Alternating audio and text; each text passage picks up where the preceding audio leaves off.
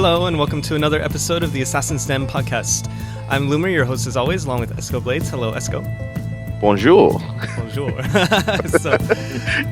So very, very excited today to be talking to the composers of the Assassin's Creed 4 Multiplayer soundtrack. Why don't you two introduce yourselves? Hi, I'm Joe Henson. I don't have a cool internet name, which is disappointing. I'm one of the composers, and the other composer is Alexis here. I don't have one either, so we've got to make some cool names up. yeah, next time. Yeah, so Joe Henson, Alexis Smith, very excited to have you guys on. Also known as The Flight. You guys record some music as The Flight, correct? Yeah, we mainly actually, or a lot of the time we work as songwriters and producers, and we have our own thing as well that we do to keep ourselves entertained. Yeah, it's very interesting looking at your kind of discography and clients. You've done stuff from commercials to TV to movie stuff, and like games seem to be relatively new for you guys. Lots of music stuff too. Yeah, we came to it quite late. It's something we've always been interested in. I've always been a big game player, but Alexis and I were working with a lot of bands and stuff, and we kept on talking about we should try and do some game stuff. It's always really interesting. Yeah. And we did a game called Zubo, a really unknown game, which you will not have heard of. No one has heard, which was a really cool beat matching game on DS. Oh, cool! And they wanted it to sound like licensed music. Okay. So because we work with bands and stuff, they came to us and said, "Can you do stuff that sounds like it's real?" Music, licensed music, basically. So that's kind of the angle that we've been coming from a lot. And it was kind of similar with Black Flag. They didn't want it to kind of sound too cinematic or like something from a movie. They wanted it to sound different. Yeah, great. They wanted it to sound like smaller groups, almost that you could kind of imagine a bunch of, pirates possibly, they're sitting around and playing it rather than it being obvious, action cinematic, which because there's so much going on in the game anyway that you don't need the music to be massive and epic all the time, right? But it would just be exhausting. Less like a film and more like a band, like the ones you work with. You have quite an impressive list of people you work with too. I've seen like David Bowie, right, and like Lana Del Rey recently, and I noticed you guys worked on a Bjork album. It's Vespertine, I think. I don't know if it's Vespertine or Vespertine. Yep. I loved that album in high school, so it's so funny when I was looking through this and I was like, oh my god. We've got an amazing Alexa's got an amazing hard drive of samples. We've got a lot of Bjork playing weird and wonderful instruments. You should have a listen one day. It's amazing. It's amazing. It sounds great. Yeah. But we absolutely we just love doing games. They're so they're such a breath of fresh air for us. It's a young industry. And the briefs are just so much more open-ended than other things we do. You don't. It's not so much kind of trend-driven. It's not so much. There's not as much history weighing it down. That like I love folk music, and I love all this. I was into like sea shanties. I've got albums of sea shanties anyway. So then someone comes along and says, "Oh, you do some music that sounds a bit like that." Set in this time, it's amazing. You'd never get that on a film or a record or anything. Yeah. It's also brilliant. We're working Lydia and France, one of the guys in Annecy. The stuff they supplied us with. We get like the history for each map. Each map, we get this full kind of history with maps and photographs and really inspiring. Yeah, they're amazing guys to work with. That's awesome. Cool. So we've collected some community questions for you, as we usually do on our podcast. And the top rated question is from Tifa Cloud Leon in Texas, who asks, so we have two questions that are kind of similar. The first one is, AC4 was the first AC game where each map had its own music. With that in mind, did you do research on the map's locations to create the right balance and rhythm for each map? For example, the Spanish-style music in the Havana map. And Patrick from Pennsylvania also asked a similar question. Do you research each map/city the way it was at the time to inspire your version for the soundtrack? Lydia, who's the audio director for AC Multiplayer, they gave us a lot of the history, a lot of the written down history, a lot of art, a lot of background material, and then they by the time we came on board, they had collected quite a lot of kind of musical elements that they wanted, and then we also did a further process for each one. That what inspired us, because we that's how we kind of start every project, is kind of thinking about, what music it makes us think of when we see the art or the locations or anything like that.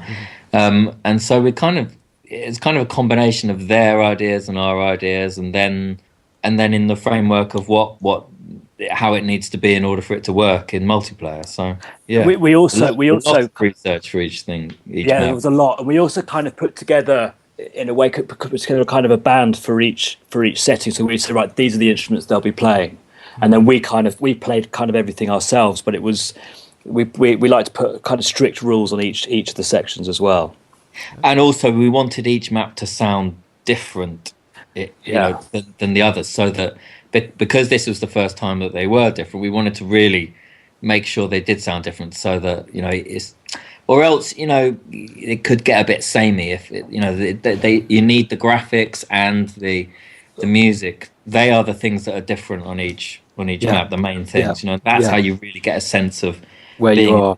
Places. Yeah. I got to say, I really love the new approach, because in the previous games it was Lauren Balfe who wrote some wonderful multiplayer music, but it wasn't map specific. There were maybe 30-second clips that were specific for each map, but like when you have it tied to the map, it's kind of like how a really good soundtrack or just music in general, when you hear it, kind of conjures up these images in your head, like memories and things. And now with the AC4 soundtrack, it's like I have very specific memories that every time each track comes up, I can see the map like in my head, like wow, very cool. Tied very much to each one. Whereas before it was kind of just tied to a general sense of multiplayer, like all the different maps with all the music kind of. So I really love how the new approach that was taken for this. So really cheers. Cool.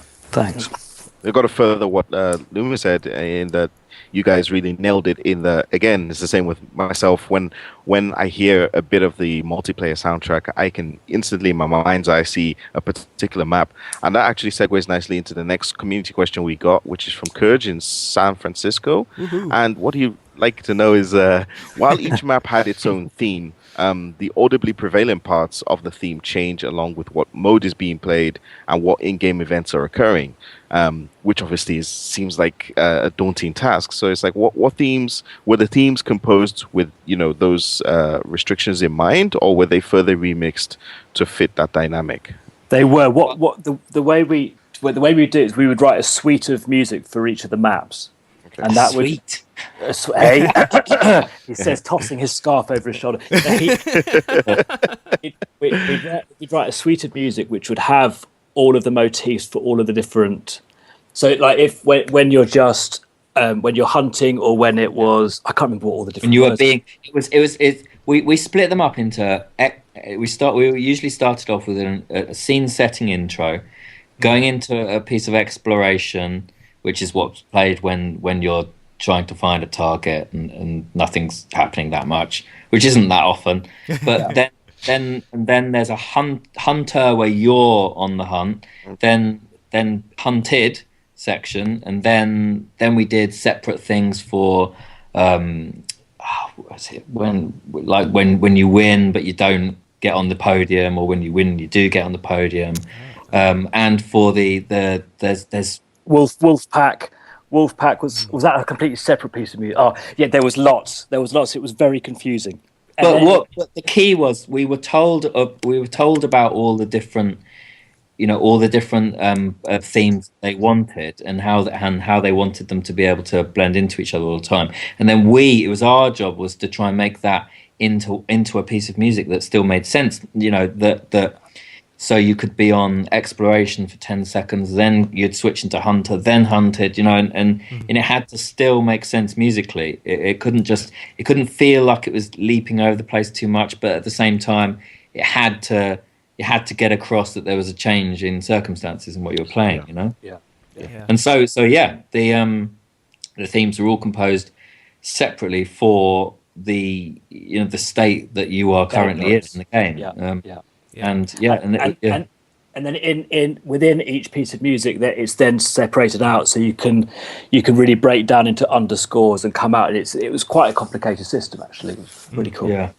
Yeah, I noticed sometimes they use just like separate. Sometimes the game uses just kind of, I don't know if you call it stems, but like just pieces of the track that you see on the multiplayer, depending on what's going on.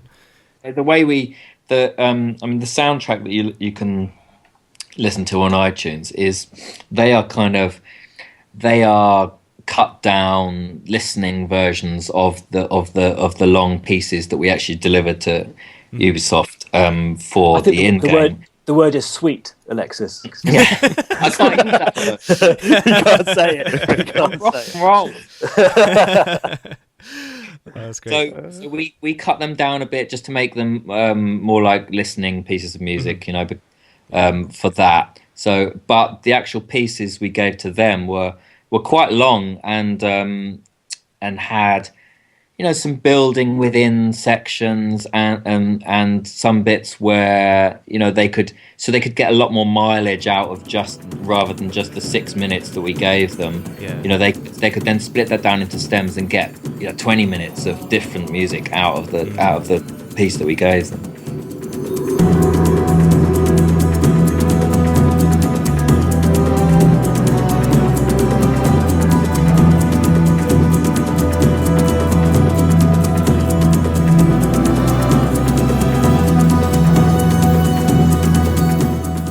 So while we're on the subject of maps and their own tracks, we have a question here from Pyro Pilot in India, who asks, will the bonus maps, parentheses, Virginian Plantation, St. Matthew, Kingston, and Charlestown, get their own themes in the future?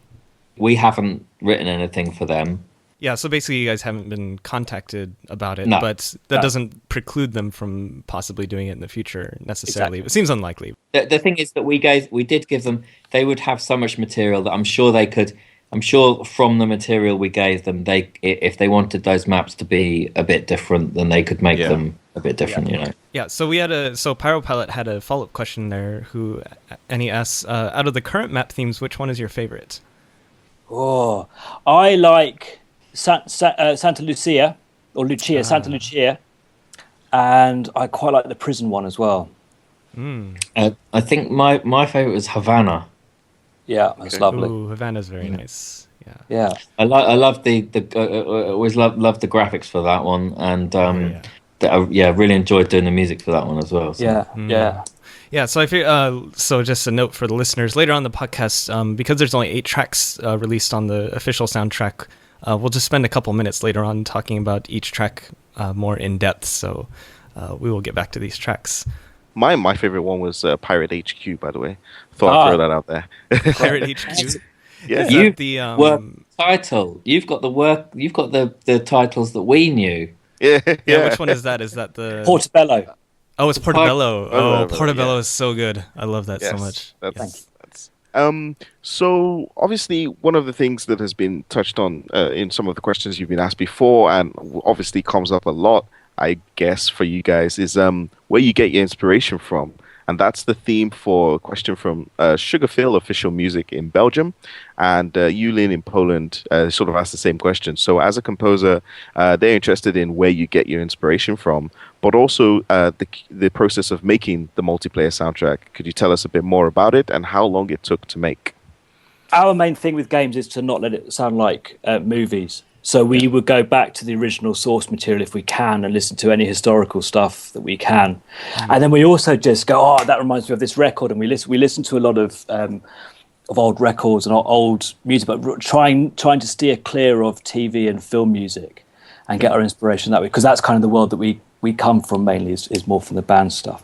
And then the process is we just pick up instruments. We've got a studio full of kind of weird and wonderful instruments and old synths and stuff, and normally we'll just pick something up and just start playing.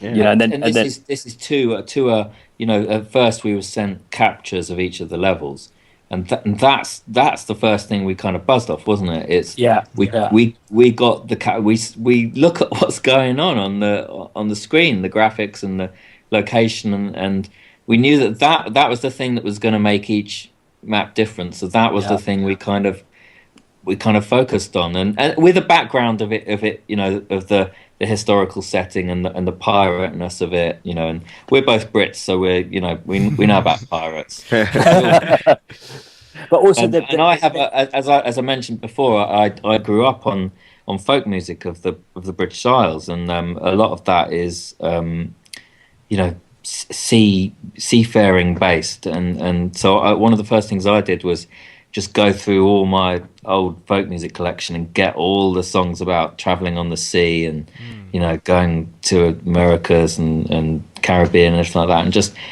getting all of them, because there's a lot of inspiration there of chord changes and feels and things like that we wanted to get into it.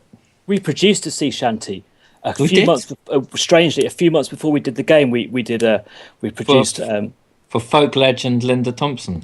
Yeah, we did. We did a track with her, and it was a sea shanty, a real old-fashioned sounding song. A lot of the stuff. There's loads of them. Yeah, there are. Another thing with games is the pace that people move at, and we usually, with any game we work on, we put on a capture and we play along with just seeing how people, when they walk and when they run, and getting the tempo of the track to kind of go with that, so it doesn't feel like you're slowing people down. Or in fact speeding them up too much. So we do a lot of research. AC is quite up tempo. It's an up tempo game, it's action. Yeah, and the people move quite quickly. So there's no slow music. Not hanging about. No. Well, not in the lobbies I play anyway. Yeah. I just spend my time dying. It's terrible. Yeah, and you guys we were talking about the different scenarios. I noticed one of them is like each map has its own version of basically the sad trombone sound, like when you die, and it's like wah, wah, wah. Yeah.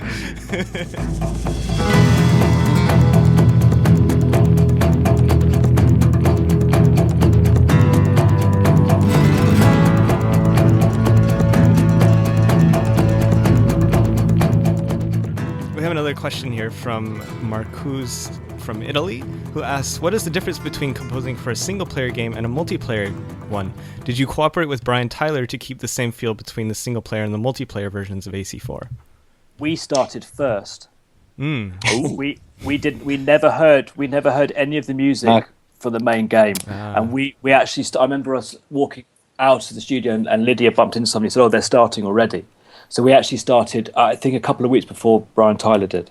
Interesting. And I think because we didn't have quite so much to do, I think we finished quite a long time before him as well. Yeah. Okay. But it was a nice surprise actually to when we did get to hear his stuff, and there's a lot of crossover because Ubisoft are so good at giving you the brief and the inspiration and the world that they had made was extremely advanced by the time any of either us or Brian came on, and so I think we were both led down a similar path, which is which just shows that they had a strong sense of where it should be. So but we didn't hear any of his stuff until after we'd finished. Yeah.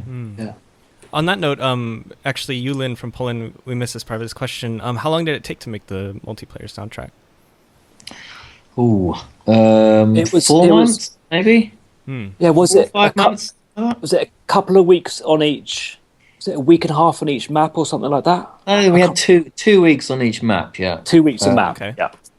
So we'd do a few days doing this the research in the suite, and then we send it in. Then they would sign off on it and get it back to us, and then we would expand it out into the music for actually to be used in game. And of course, as composers, you're never actually doing just one job at any one time. Sure. Yeah. We were concentrating solely on this game. The unmentionable fact. We believe you. Also, going to someone mentioned earlier about difference between single. Yes. There's no difference. There's no difference in writing for single player or multiplayer. It's at the end, you've still got to just write some music. It's still got to be music.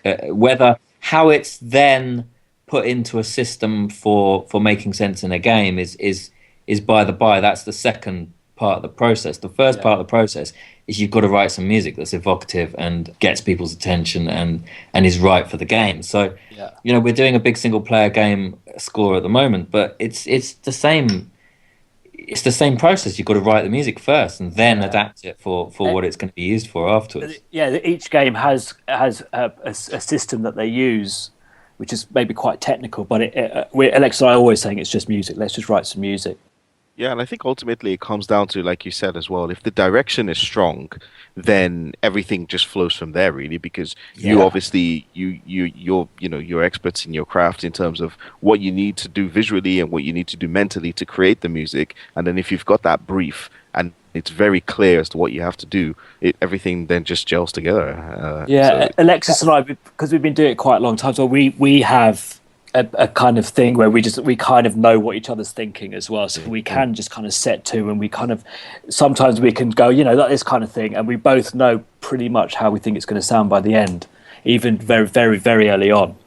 The interesting thing about AC though was that this is the first game that we've come on that's part of a long history, a long franchise, and that was, I mean, quite intimidating to begin with, because there's been so many great titles and all with great scores as well.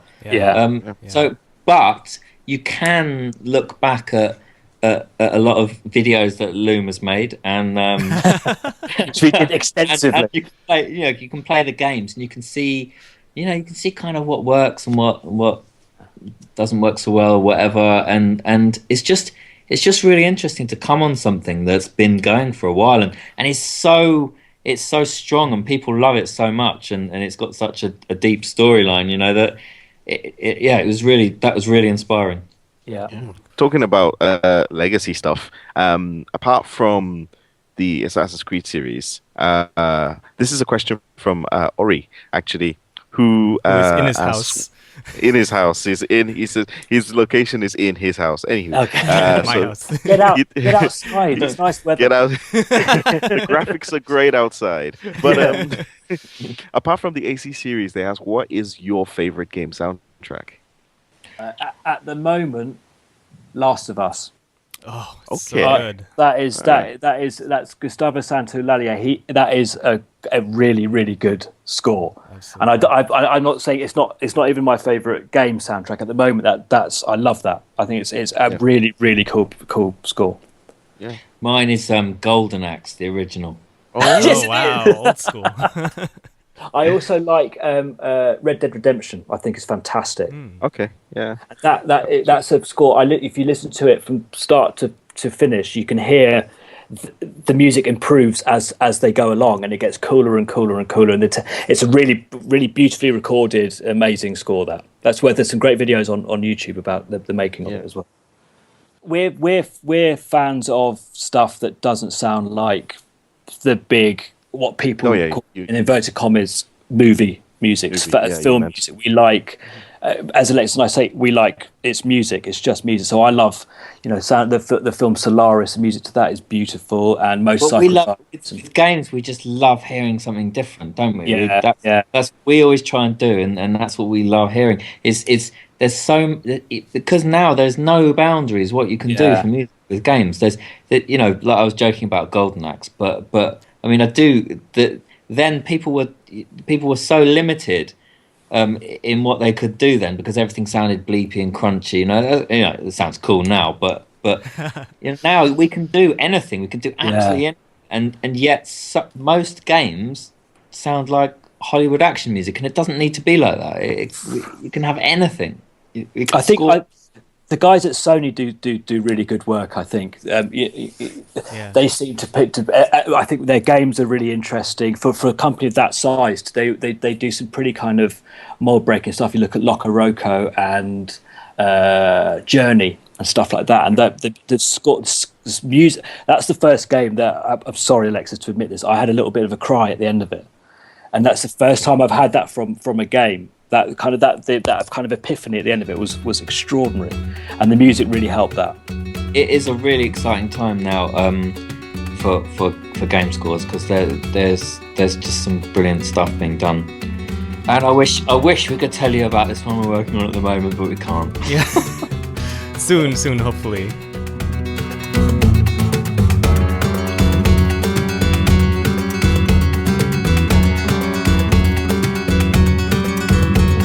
Okay, so this is the point of the podcast, I think, where we'll start going to each of the individual tracks. So we'll go through them in track order as on iTunes. You can get the multiplayer soundtrack on iTunes, Amazon, Google Play. We'll probably put some links in the video description. But the first track is one of my favorites, Saba Island. We actually have another question from Courage from San Francisco. He's a very good player. I've played against him in the multiplayer before. But he mentions about this track. The main menu music seems to be an ambient version of the Saba Island theme. Is this linked to the order in which each map's track was recorded, or is Saba Island considered thematic to this iteration of AC Multiplayer? That was the if I remember correctly, that was the first piece of music we wrote. But it also is. It's kind of it's the pirates theme, isn't it? So yeah. It is. Yeah, it probably is the most important. Yeah.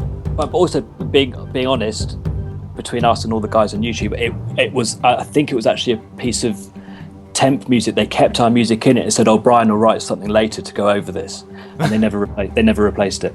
Okay, that's very interesting. Right? Yeah, that's right. Yeah, it was a bit of underscore that Lydia and Francois looped and said, "Oh, we'll just whack that in for now, and then we'll replace it later." And they never got around to it. I think Brian was quite busy on the rest of the score. Yeah. And like the 10 movies he scores every year as well. Exactly. Like he's super busy.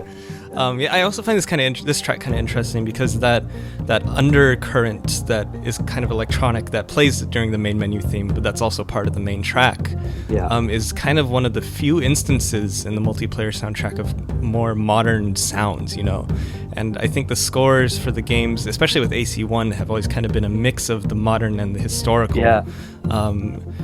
Most of these tracks are pretty much purely historical kind of sounding, but I was just wondering if you guys had thought about the balance of that and just in general your thoughts. As I was saying, as it was the first thing, I think we sneaked in a bit more of the synthetic stuff because it's about time traveling. I think we were thinking more about it then, and then as we went later on, it kind of, I think it naturally just faded away. The more we were writing, as we were enjoying the historical elements, we used less and less of it. Okay, cool. Yeah, not quite time traveling. I think the writers of the game always kind of cringe a little with time traveling, but yeah, there is kind of like a historical, what is it called? Like the historical tourist type thing. Yes, or exactly. Or a time traveling tourist, like to the games. There is a high tech element to it. Yes, absolutely. Exactly. That's the word. Cool. Is there anything else you want to add about Saba Island from your perspectives? We wanted to make it sound like, partly pirates playing music of the time. So, folk, British Isles folk music, but we wanted to give it an edge, because we didn't just want to record some folk music. We wanted to make it feel like it was that on top of something else underlying, something else disturbing, and I think that's where you get your kind of the feeling of the modern thing from, So there's that, and the other thing to say about multiplayer is that there's got to be energy all through each of the tracks. So a lot of this music, a lot of the folk music wouldn't necessarily have had much energy going. So that the energy gives it a new feel from what it has been inspired by.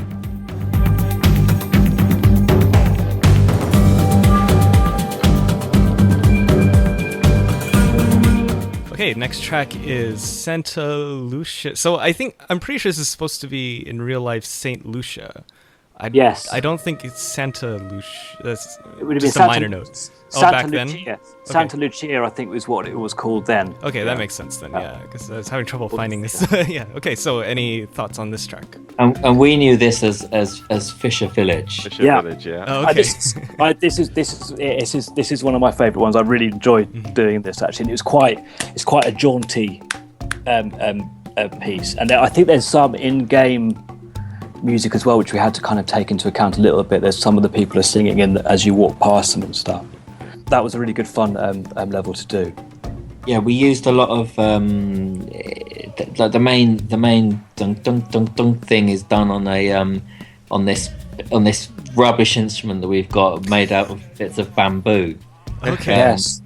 That we played with beaters that are made from car tires.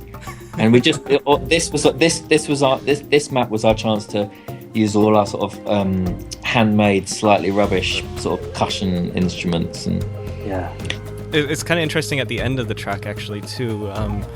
At least on the official soundtrack that was released, it kind of ends on like these strings that are very kind of very deep.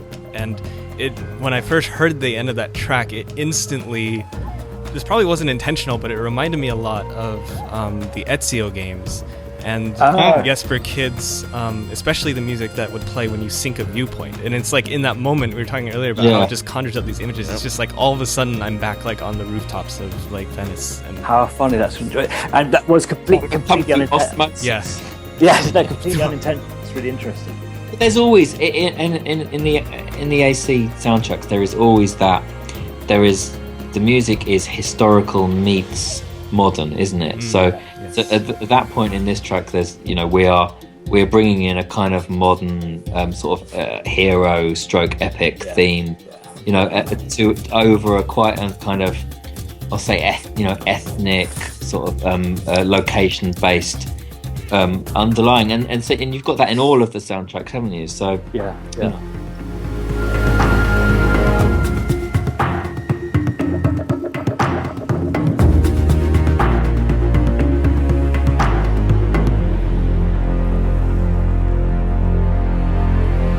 Next track is Tampa Bay. We called this Missionary Settlement.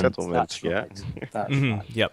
So we've got more of the we've got some it's more of the kind of some religious motifs in there, and early Americas kind of. We were listening to Last of the Mohicans soundtrack as inspiration on this one. Yes, and there was some choral stuff that was sent over to us. So we're going for like the traditional kind of Americana kind of sound, more of but very early. Yeah. It's also this had to be a little bit more. You know, some of the pirate levels and the prison levels had to be unruly. This one was a bit more kind of, you know, people were laying down roots and trying to be, you know, civilized. So this had to be a bit more civilized. This one and Martinique, which is why you get a bit more of the kind of orchestral instrumentation. I should actually mention as well on Missionary Settlement and Martinique, we worked with my brother on it. Who's a composer as well, and so he came in and worked with us on those two because it was a bit more refined. He's a little bit he specialises in orchestration and using the orchestra in lots of ways. Christian Henson, I believe, is his name. That's the one. Yeah. Right. So a little more melodic, I guess, than some of the other ones. Yeah, and maybe be a bit more cinematic as well. But it's the main thing was more refined. And regal sound. Civilized. That's the word.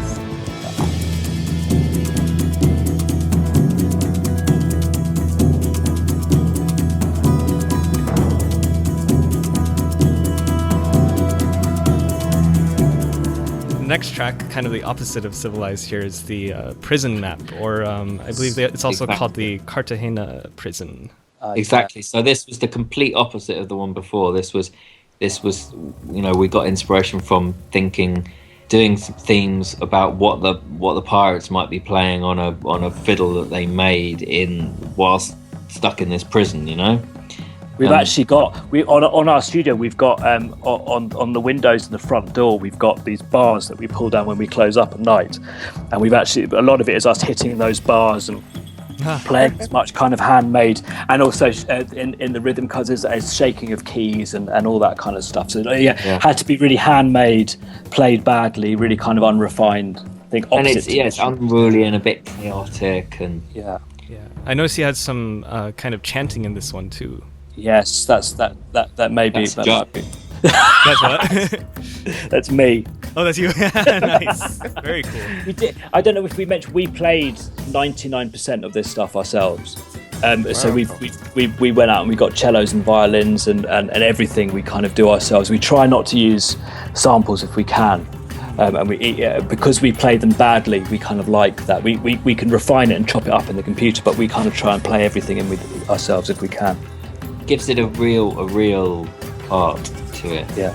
That sounds like a fun process. No, it's brilliant. It's great. It would be boring if we just sat moving mice around. It's much better just to pick something up. Yeah. I've got to say, it was really fun doing this project. It was really fun. It's great. Yeah.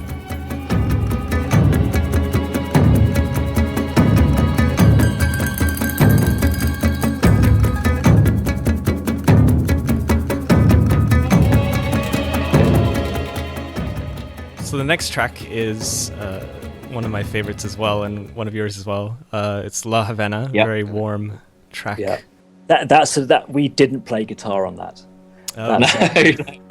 This was a friend of my brother-in-law, amazing classical guitarist called Mike Georgiadis, who came in and did a session for us. We wrote some of the grooves and then just got him to kind of play in styles that we asked him to. Again, sort of referring back to trying to refer back to the originals of the styles that we were after. Yeah. Early like Villa Lobos and things like that, and we recorded lots and lots of stuff with him, and then got it down. We went through it all and made the themes that you hear on the game from it, and then built the tracks around that. Really, I have to say this is probably the most relaxing of the tracks, especially in the beginning. It's just these warm Spanish guitars just kind of playing almost just like kind of. It's a very relaxing instrument, isn't it? And it's not. Well, but this is a very stripped back. There was one time when it was really epic sounding. We did a huge arrangement of it with like almost full orchestra and brass and stuff, and it just didn't sit with the game. So then we stripped it right back to pretty much just guitar, bass, and percussion.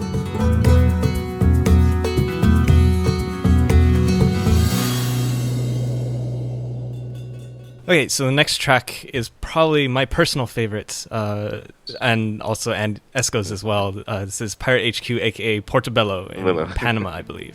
This is quite an aggressive one, isn't it? Yes, yeah, definitely. And this is, this is related to Saba Island. So this is the pirates again, but it sounds stupid. This is the pirates, but they're more organised. They know what they're doing. They got a nice house now. Yeah. This is literally how we would talk about it when we were writing it. We'd sit and go, right, so this is the prison, right? They're making all the instruments themselves. So this is Pirate HQs. They're getting their stuff together. They've got a leader. They're a bit more refined here. And these are the kind of conversations that we would always sit down and have before we would then go and listen to music and start sketching things out. There's some parts in this track also where it's kind of near the end of the track on iTunes, but it's like there's kind of like these warped screams almost. Yes. I don't know if you're talking about. I was wondering if you could talk a little bit about that, because I really love that effect on the track. I can't even. That's probably me or Alexis again. That's probably one of you. Sometimes Lydia will ring up and go, "That's you, Alexis, isn't it?" That's so cool. But again, it's them having parties, and it's that kind of chaos from the pirates, and not just kind of doing the traditional thing that you imagine pirates to be doing. It's kind of, it sounds pretentious, but it's their lifestyle and what they're doing. So it's the chaos and the girls and the life and the whatever, how they live, and that's the kind of stuff that goes in and gives it that real life and to the music.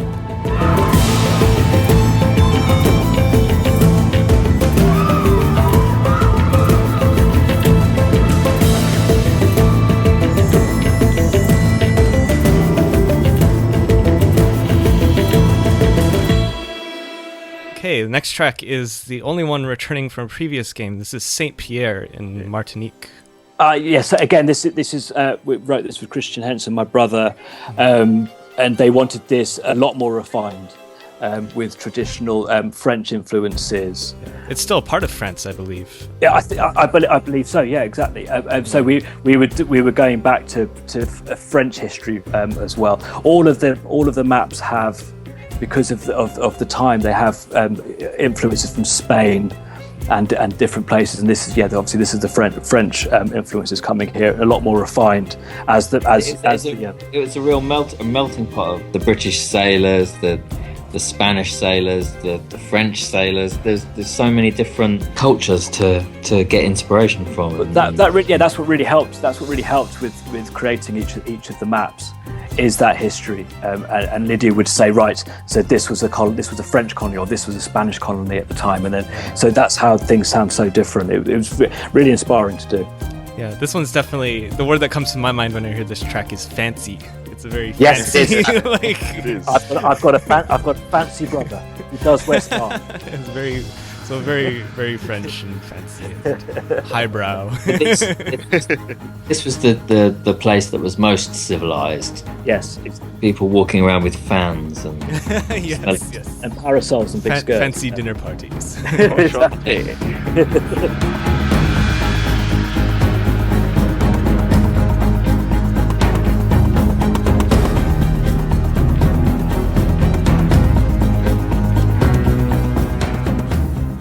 Last but not least is Palenque, kind of on the opposite spectrum of the most civilized, I guess, is this Mayan map and track. Yes, right. So this is Alexis. We've realised no one knows the music of the Mayan people. This music is completely invented by people who make films and games. Okay. Yeah, this is really difficult to get any kind of real background on. Because we've got the instruments and everyone knows the instruments, but no one knows. They didn't, did they all sit around going, because that's what we hear. That's basically all you hear. So it was an interesting one to do that, and that is maybe the most kind of cod music that we've done on it. I think it was difficult to find inspiration that wasn't just that's from a movie and but saying that when you do that stuff, it instantly puts you into that world. And it's a shorthand, but everyone knows what that means. So we have a community question about this track. This is from Triple R309 from Atlanta, who said, "Whose idea was it to put the drums in the Palenque map theme? I asked mostly because it turned out beautifully." Smiley face. Smiley face. Always like a smiley face. Alexis is an amazing programmer. Actually cut his teeth programming when he was a kid for a lot of amazing people, from Bjork and stuff. So Alexis is always one of the first things we do actually is sit down and work up some beats and stuff. So that's Alexis's thing. Luckily, because it was multiplayer, like I was saying earlier about the energy, every map has to have a percussive a pace running all the way through it. So just again the rhythms were all just again based on the instruments that we imagined for each of those maps. So what did the drums look like that you were using on this one? A lot of them are cardboard tubes. Tubes, wow. We've got tubes that you can when you buy posters and stuff. Whenever need something posters, we keep all these tubes and salt shakers, and we're forever coming in with junk. This sounds cool. This is a biscuit tin. So most of that stuff, it isn't kind of real instruments. Although we've got some. We had a nice boron. We bought a nice boron for this project. Boron and a metal kind of tongue drum thing that we play with beaters. So some more refined stuff, and most of it is you wouldn't normally think of them as musical instruments. And they can have been through a lot of processes before it. A lot of and layering up and all that kind of stuff. It's the same thing about the drums. Actually, I thought they worked really well. It was in my mind. I imagined the drums just like really beaten up and like maybe the skin across the drums like falling apart, but it manages to make a sound or whatever. So I gotta ask. I gotta ask which one of you does the. We talked earlier about the sad trombone sound when you die, and in this map, it's like, whoa. But we've got. I don't know what we did that with, but we've got things that like Alexis on it. We're doing a game at the moment. Alexis has been singing through a cardboard tube with a spring in it called a zoom. And a lot of stuff it starts off as one thing and then we pitch it down and it becomes something else. Oh, okay. But it will have been probably one of us doing something stupid and blushing and being really embarrassed at the time. A lot of the deaths, actually, to give them credit, a lot of the deaths were made from our stems by a guy called Francois at Ubisoft Annecy, and he constructed a lot of them because it was quite because they obviously needed a bit for deaths, but that was quite hard to fit into the tracks we were writing. So he did some amazing things with the stems that we gave, making the deaths out of that, picking the most death-like bits. We're working again. I keep on mentioning we're working on a game at the moment, and I think we've written about 300 deaths now for this game that we're working on at the moment. It's just been doom and deaths basically for the past couple of months that we've been doing thousands of different ways to die.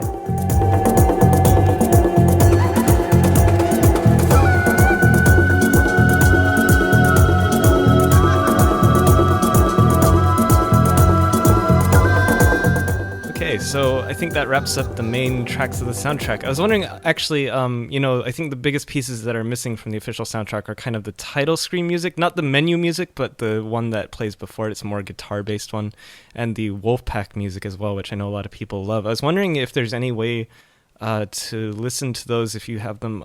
Like Lauren Balfe would put some of the unreleased tracks up on his website. I was wondering if you guys we did. We did a version of the Wolfpack music for Francois Annecy, and he said he was going to get it out to the community somehow. So it's up to you. If you put pressure on them, I'm sure they will do something.